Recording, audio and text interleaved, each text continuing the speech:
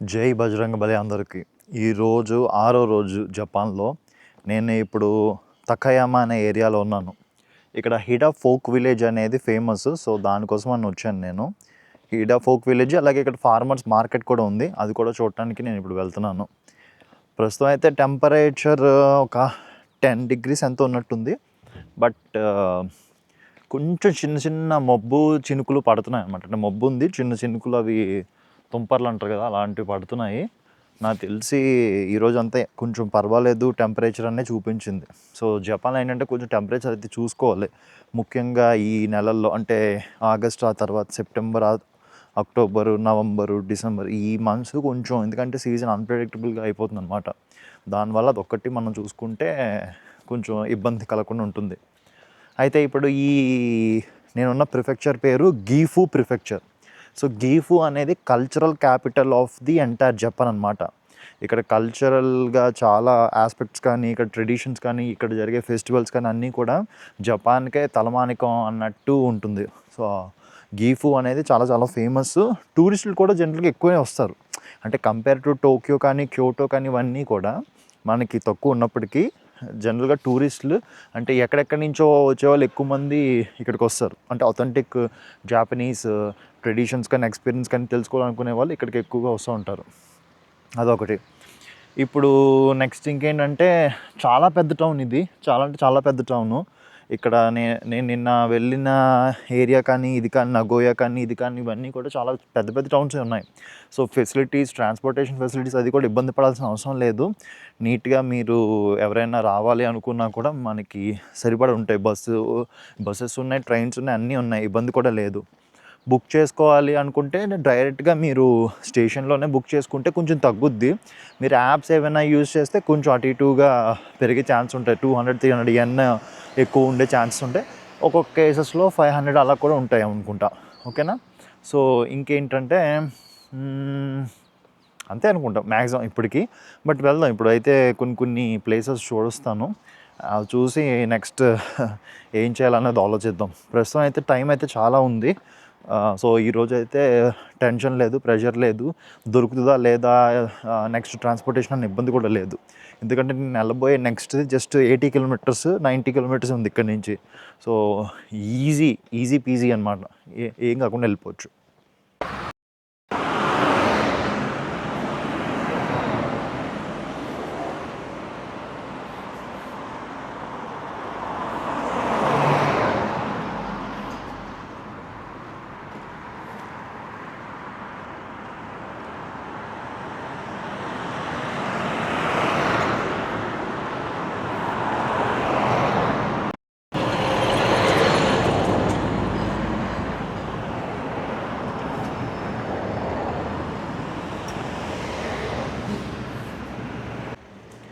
నేను పొద్దుట లేచి వాటర్ తాగుతున్నప్పుడు ఒక ఫ్రెండ్ పరిచయం అయ్యాడు. యాక్చువల్గా అతను ఫ్రెంచ్ సిటిజన్ అనమాట.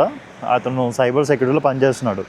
సో మాట్లాడుతున్నాము. జనరల్గా చాలా విషయాలు మాట్లాడుకోవడం, చాలా ఇంట్రెస్టింగ్ విషయాలు అనేవి మాట్లాడాము మేము.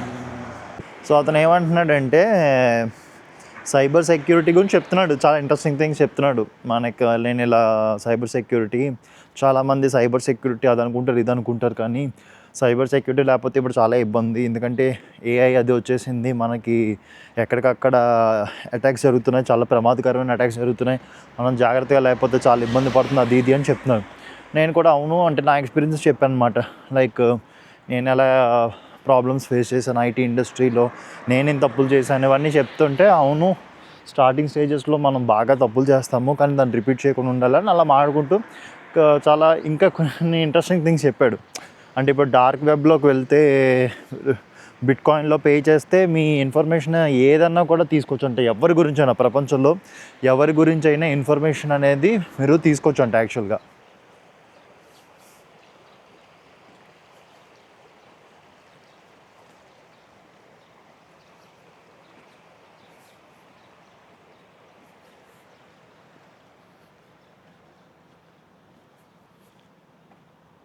సో బిట్కాయిన్ అనే కాదు, కొంతమంది ఇంకో క్రిప్టో కరెన్సీలు కూడా తీసుకుంటారు. అది నాకు ఐడియా ఉంది, ఎందుకంటే నేను క్రిప్టో కరెన్సీలు ఉండేవాడిని ఒకప్పుడు కాబట్టి. సో అది తీసుకుని మీ ఇన్ఫర్మేషన్ ఏదైనా కూడా ఇస్తారు. యాక్చువల్గా అది నిజం. ఎందుకంటే నేను ఒక కంపెనీ అంటే కొన్ని డీటెయిల్స్ నేను చెప్పలేను బికాజ్ ఆఫ్ ఎన్డిఏస్ కానీ ఏదైనా కానీ. బట్ ఒక కంపెనీ టర్కిష్ కంపెనీ వాళ్ళతో పనిచేసినప్పుడు వాళ్ళు నాకు చూపించారనమాట. అంటే జస్ట్ నా నేమ్ కొడితే నా ఫోన్ నంబరు, నా అడ్రస్, నా సోషల్ మీడియా ప్రొఫైల్స్, నేను పోస్ట్ చేసినవి అన్నీ వచ్చేసాయి అనమాట జస్ట్ నా నేమ్తో. అది నేనే షాక్ అయ్యాను. యాక్చువల్గా షాక్ అయ్యి ఇదేంట్రా బాబు ఇలాగైంది. అంటే నేను అనుకోవటం ఏంటంటే ఇది నార్మల్ ఏమో ఎవరైనా యూస్ చేసేమో అనుకున్నాను. కానీ తర్వాత అర్థమైంది లేదు, అదంతా కూడా నా ప్రొఫైల్, పబ్లిక్ ప్రొఫైల్స్లో లేని ఇన్ఫర్మేషన్ కూడా తీసుకుని దాన్ని స్క్రేప్ చేసి ఆ డేటా అంతా నాకు ఇచ్చిందనమాట. సో అప్పుడు అనిపించింది ఓకే ఇదేదో కొంచెం భయంకరంగానే ఉంది, మనం జాగ్రత్తగా ఉండాలి అని. అంటే cyber security world, cyber attacks, cyber terrorism ఇవన్నీ ఏంటంటే చాలా పెద్ద సబ్జెక్ట్. ఇది చాలా ఇంట్రెస్టింగ్ కూడా ఉంటుంది. చాలామంది చాలా డబ్బులు కోల్పోయి ఇవన్నీ కూడా సైబర్ సెక్యూరిటీ చాలా థ్రెట్స్ అనమాట. అది పెద్ద, దాని గురించి మాట్లాడంటే ఒక సెపరేట్ వీడియో చేయాలేమో, అంత ఉంటుంది సైబర్ సెక్యూరిటీ గురించి. అయితే ఇంకోటి ఏం చెప్తున్నాడంటే అతను ఫ్రెంచ్ కంపెనీ వాళ్ళ సబ్సిడరీ కూడా ఏదో హ్యాక్ అయ్యిందంట. వాళ్ళు లాక్బిట్ అంట గ్రూప్, లాక్బిట్ చాలా ఫేమస్ హ్యాకింగ్ గ్రూప్. వాళ్ళు ఏం చేస్తారంటే వాళ్ళు జనరల్గా ఇలా హ్యాక్ చేసి ర్యాన్సమ్ అది అడుగుతారని చెప్పారు. వీళ్ళు పే చేయలేదు, ఎందుకంటే వీళ్ళు పెద్ద కంపెనీ, వీళ్ళు తట్టుకోగలరు, అది పే చేయలేదంట. వాళ్ళు ఇంక వదిలేసారు, అంతా అయిపోయింది. సో అలా అయింది. నెక్స్ట్ ఏంటంటే ఏదో చెప్పాడు, చాలా ఇంట్రెస్టింగ్ అనిపించింది నాకైతే. సైబర్ సెక్యూరిటీలో జాబ్స్ బాగున్నాయండి. యాక్చువల్గా ఫ్రాన్స్లో సైబర్ సెక్యూరిటీలో మనకి జాబ్స్ జనరల్గా పీపుల్ కంటే కూడా జాబ్స్ ఎక్కువ ఉన్నాయంట. అంటే అంత డిమాండ్ ఉంది సైబర్ సెక్యూరిటీకి దానికి. సో ఒకవేళ ఎవరైనా సైబర్ సెక్యూరిటీ చేయాలి అనుకుంటే మాత్రం బాగుంటుంది. నేను కూడా కెరియర్ రోడ్ మ్యాప్ చేస్తాను సైబర్ సెక్యూరిటీ. నాకు తెలిసిన దీని ద్వారా కూడా సైబర్ సెక్యూరిటీ ఎలా ఉంది, జాబ్ ఆపర్చునిటీస్ ఎలా ఉన్నాయి, ఏంటి ఫ్యూచర్ ఏంటి అనేది కూడా నేను ఒక వీడియో చేస్తాను. మన కెరీర్ వీడియో, నేను కెరీర్ సిరీస్ చేస్తాను. ఆ కెరీర్ సిరీస్లో ఇది ఖచ్చితంగా చేస్తాను అనమాట. సో ఇక్కడ కొంచెం ట్రాఫిక్ అది ఉంది, దానివల్ల కొంచెం వీడియో అక్కడక్కడ స్టాప్ చేయాల్సి వస్తుంది. ఎందుకంటే మనం నడుస్తున్నప్పుడు పక్కన ఈ ట్రాఫిక్ అంతా వెళ్తుంది. అంటే స్పేస్ ఉంది, కాకపోతే క్రాసింగ్స్ ఎక్కువ ఉన్నాయన్నమాట. సో దానివల్ల ఆగి చేయాల్సి వస్తుంది. It's okay. So career series అయితే ఖచ్చితంగా నేను చేస్తాను. సో దానివల్ల ఏంటంటే ఇప్పుడు బ్లాక్ చైన్ వెళ్ళాలన్నా, ఏఐలో వెళ్ళాలన్నా, లేదంటే సైబర్ సెక్యూరిటీ వెళ్ళాలన్నా, ఇంకేదైనా వెళ్ళాలంటే ఏంటి అలాగనేది కూడా నేను చెప్తూ ఉంటాను. ఓకే. సో ప్రస్తుతంగా ఎంజాయ్ మూడ్లో ఉన్నాం కాబట్టి ఎంజాయ్ వరకు చేద్దాం. ఇంకా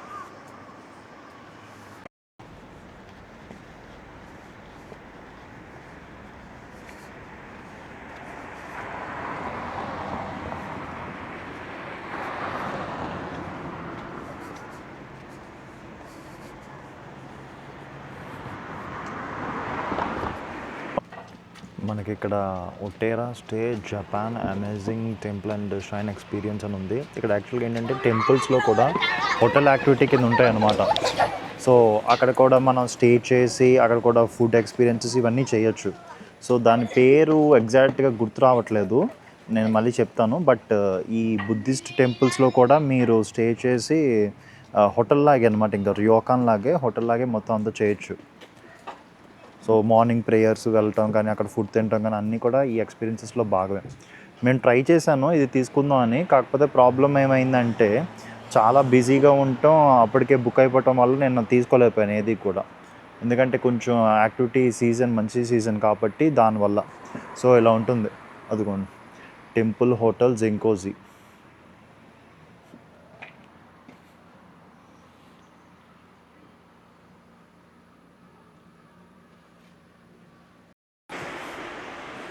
కొండ మధ్యలో ఊరున్నట్టుంది ఇదైతే. రోజు వీళ్ళకి సీనరీలు అదిరిపోతాయి. ఎవరికైనా ఫోటోలు పిచ్చుంటే ఇలాంటి ప్లేసుల్లో వాళ్ళు ఉంటే మాత్రం రోజు ఎన్ని రకాల ఫోటోలు కంటే అన్ని రకాల ఫోటోలు తీసుకోవచ్చు.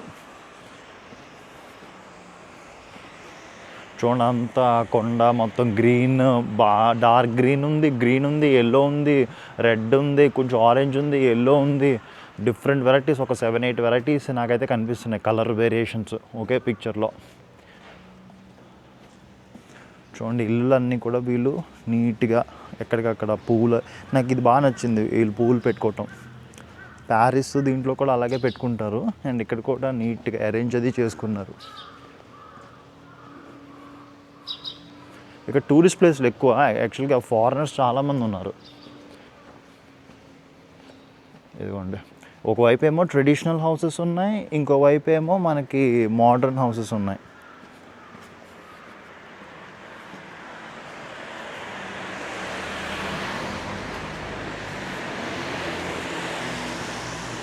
చూసారా, ఇదంతా మోడర్న్ సెటప్. ఈ పక్కనేమో అంతా ట్రెడిషనల్ హౌసెస్ ఇవన్నీ ఉన్నాయి. కార్లు కూడా భలే క్యూట్గా ఉన్నాయి ఇక్కడ.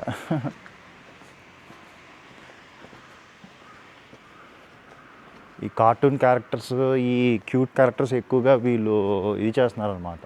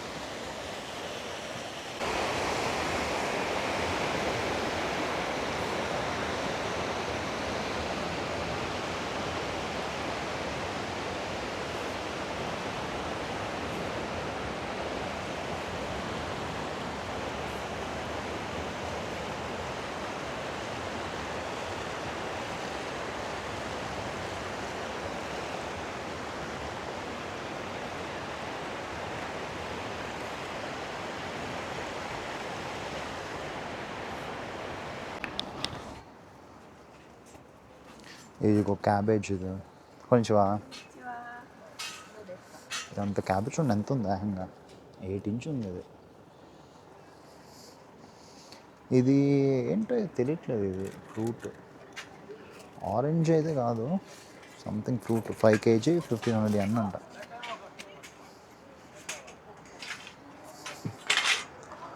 ఇదంతా ఇవన్నీ ఉన్నాయి. కొంచెం okay okay nice. Okay okay. Oh your son. Oh nice nice nice. Mango, daikon radish. Radish, okay okay okay. Oh yellow colour radish, ఇది భలే ఉంది కదా. ఓకే. అరిగతో. ఈ ఆకులు అమ్ముతాను, మరి ఆకులు ఎందుకు తీసుకుంటారు? ఫుడ్లో వాడతారేమో.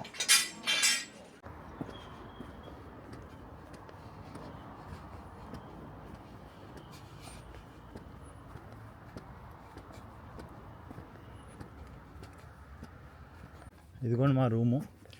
అది యాక్చువల్గా మా రూము.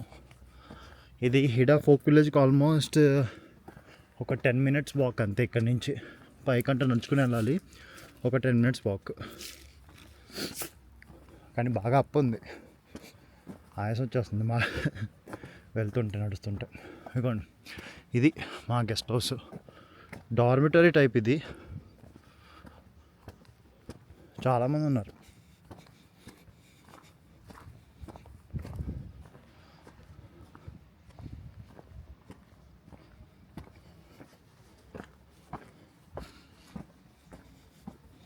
ఇదిగోండి, ఇది సకురా గెస్ట్ హౌస్.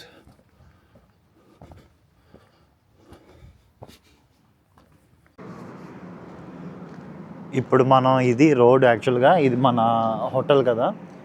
ఇది మన హోటల్ కదా, ఇక్కడ నుంచి రోడ్ అనమాట. ఇలా నడుచుకుంటూ వెళ్తే ఆల్మోస్ట్ ఒక 10-15 మినిట్స్లో నడుచుకొని వెళ్ళిపోవచ్చు. సో లగేజ్ అయితే వాళ్ళని రిక్వెస్ట్ చేసి నేను పెట్టేశాను, లోపల పెట్టేసి వెళ్ళి వచ్చేసానని చెప్పాను. వాళ్ళు కూడా ఏం ప్రాబ్లం లేదు, మీరు ఎప్పుడైనా వెళ్ళి రండి, ఇష్యూ లేదు అన్నారు. ఎంట్రన్స్ ఎదిరిపోయింది, ఇదంతా ఇంకా రాలేదు కానీ.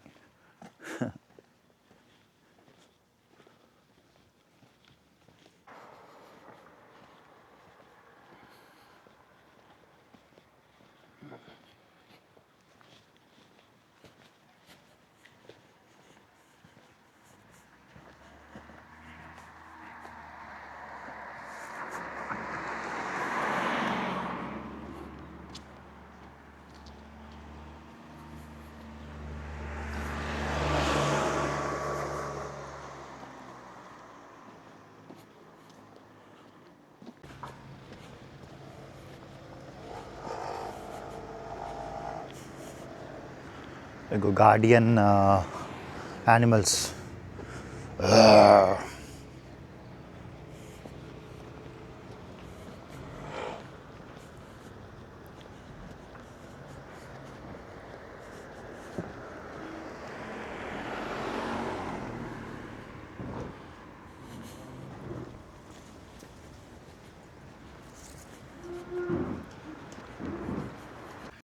వ్యూ చూడండి, భలే ఉంది. ఎందుకంటే పైన మనం చూస్తే ఫుల్ గ్రీన్, ఆ కొంచెం యువతల కొంచెం గ్రీన్, తక్కువ గ్రీన్, అదేమో మరీ లైట్ గ్రీన్, ఆ తర్వాత ఎల్లోకి వచ్చింది, ఆ తర్వాత కొంచెం ఇంకా ఎల్లోయిష్ మారింది, ఆ పైన రెడ్.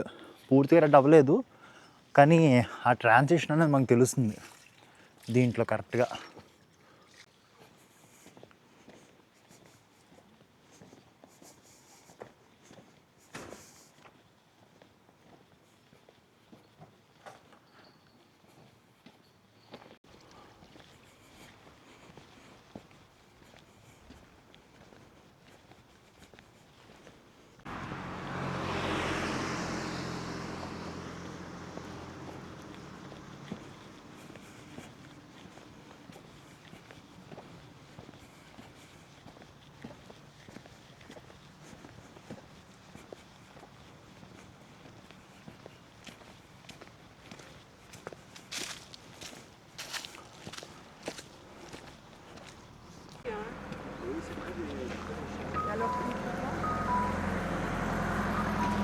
మన ఎంట్రన్స్ దగ్గరికి వచ్చేసాం. ఇక్కడ టికెట్ తీసుకోవాలి, 700 yen అంట. సో టికెట్ కౌంటర్ దగ్గరికి వెళ్ళి చూసుకుని అంతా వచ్చేద్దాం. ఇదిగోండి, ఇది మొత్తం మ్యాప్. ఇది యాక్చువల్ ఫేమస్, ఇది గువామి పాండ్. ఈ నిషోకాస్ హౌస్ ఇది మెయిన్. ఇక్కడ నుంచి ఇదంతా మొత్తం అంతా మ్యాప్ అనమాట. ఇది ఫ్రెండ్స్, టికెట్ అయితే తీసేసుకున్నాను, 700 yen. సుయికా కార్డ్, డిజిటల్ కార్డ్ ద్వారా కూడా మనం పే చేసుకోవచ్చు. Adivo Alladivo main main main building, ఇదే మెయిన్ బిల్డింగ్. అందరు ఇక్కడే ఫోటోలు తీసుకుని తెగబెట్టేస్తారు.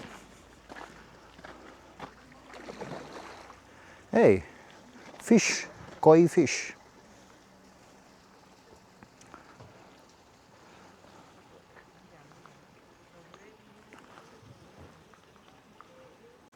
ఇదిగోండి, మనకి ఇక్కడ స్టాంప్స్ ఉన్నాయి, ఇక్కీ స్టాంప్స్. స్టాంప్ కలెక్ట్ చేసుకోవటానికి ఇదంతా ఇచ్చాడు, మనం స్టాంప్ కలెక్ట్ చేద్దాం ఇప్పుడు. ఇది ఒత్తేదమ్మ టాయ్స్. ఇది యాక్చువల్గా ఇది ఎలా ఉంటుందంటే, మనకి ఇదిగోండి ఈ బాల్కి ఈ కన్నం ఉంటుంది, ఇక్కడ ఇదేమో స్టిక్లా ఉంటుంది. సో ఏంటంటే మనం ఇసరాలి ఇలాగా, ఏంటి ఇలా ఇసిరినప్పుడు దాన్ని టచ్, అదే దాన్ని పట్టగలగాలి. అది యాక్చువల్గా గేమ్. కొంచెం కష్టమైన గేమే ఇది. మనకి చూసా రోకు, రోకు అంటే 6 అని నంబరు. రోకు జీజో ఊ అంటే 6 స్టాట్యూస్ ఆఫ్ జీజో అని. ఈ బుద్ధిజంలో ఏంటంటే వీళ్ళు ఒక్కొక్కరు, ఇప్పుడు ఇక్కడ మన బుద్ధిస్ట్ ఉన్నారు కదా, 1 2 3 4 5 6 అన్ని బుద్ధిస్ట్ టెంపుల్స్ ఉన్నారు. సో వీళ్ళని roku జీజోవు అంటారు అన్నమాట. సో వీళ్ళేంటి, నరకానికి, ఆకలికి, మృగాలకి, కార్నేజ్ అంటే ఎలా చెప్పాలి, బీభత్సానికి, మనుషులకి, అలాగే స్వర్గానికి మధ్య అంటే వీళ్ళకి నుంచి కాపాడే ఇదన్నమాట వీళ్ళందరూ. ఒక్కొక్కరు ఒక్కొక్క దానికి. వీళ్ళు ఎక్కువగా 12th 7th సెంచరీలో 17th సెంచరీలో బాగా ప్రాచుర్యం పొందారని చెప్తున్నారు. గార్డియన్ డైటీ ఫర్ చిల్డ్రన్ కూడా ఇది వాళ్ళందరూ. 6 roku juju.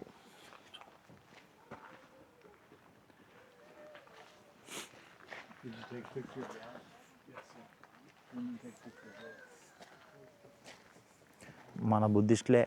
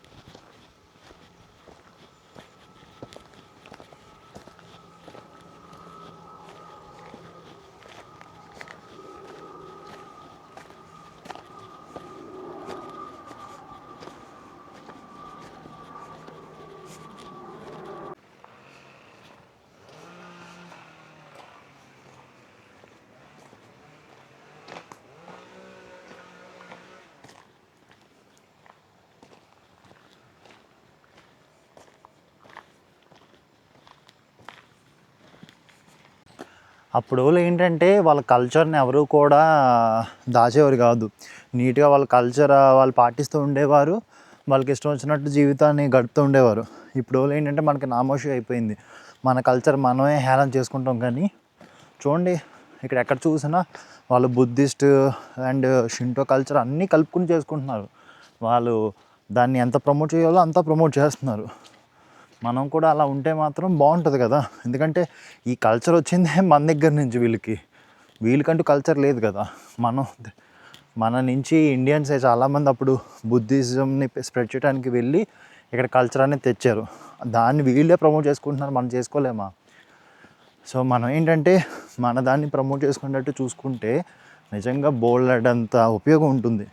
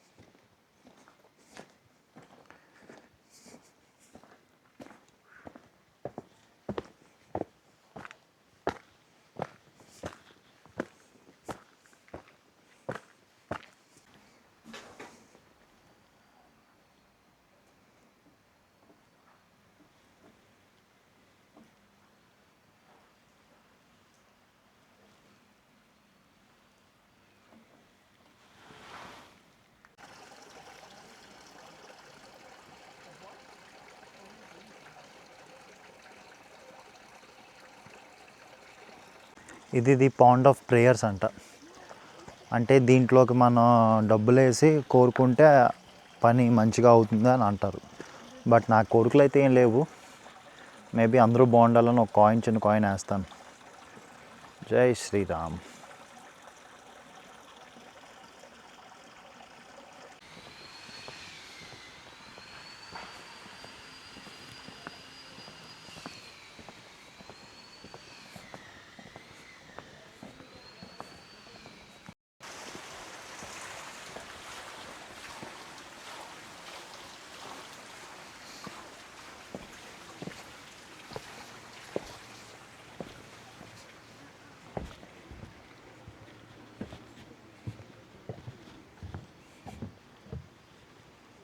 మొత్తానికి హీడా ఫోక్ విలేజ్ ట్రిప్ అయిపోయింది. పర్వాలేదు, ఒక గంటే పట్టింది. అంటే మరీ ఎక్కువ చూడడం లేదు, రష్ లేదు. యాక్చువల్గా పొద్దుటే వచ్చాం కాబట్టి రష్ లేదు, అంత ఫాస్ట్గానే అయిపోయింది. సో ఇప్పుడు నెక్స్ట్ నేను వెళ్ళబోయేది తోయామా. మన బస్ స్టాప్కి వెళ్ళి అక్కడి నుంచి తోయామా బస్సు లేదా ట్రైన్ నాకు తెలీదు, ఒకసారి కనుక్కోవాలి. అక్కడి నుంచి వెళ్తే అక్కడి నుంచి మనం వెళ్ళాల్సిన ప్లేస్ ఇంకొక మొత్తం కలిపి 2-3 గంటలు ఉంటుందేమో. ఆ 2-3 గంటల్లో వెళ్ళిపోతే ఇంకా సెట్, ఇంక మనకు టెన్షన్ అక్కర్లేదు. ఇది యాక్చువల్ నేను నెక్స్ట్ వెళ్ళబోయేది చాలా కాస్ట్లీ ఏరియా అనమాట. కొంచెం ఖర్చు తగ్గించుకుంటే బెస్ట్. ఇప్పటికే రోజుకి నాకు తెలిసి 10,000 ఎండ్లు అవుతున్నాయి. ఎంత తక్కువ కాదనుకున్నా. అంటే 5,000 అనుకోండి, కొంచెం అటు ఇటుగా రోజు అవుతుంది. ఇక్కడ ఫుడ్ అది ఇక్కడ చాలా కాస్ట్లీ, ఫుడ్ అండ్ ట్రావెల్. కానీ తగ్గించుకుంటున్నాను మెల్లిమెల్లిగా, పర్వాలేదు, కంట్రోల్ ఉంది. బట్ స్టిల్ ఇంకా తగ్గించుకోవడానికి ట్రై చేస్తాను. కొంచెం బడ్జెట్లో ట్రావెల్ చేయటం వల్ల మనకి ఉపయోగం ఉంటుంది కదా, అందుకని. ఓకే, అయితే నెక్స్ట్ ఏంటో చూద్దాం.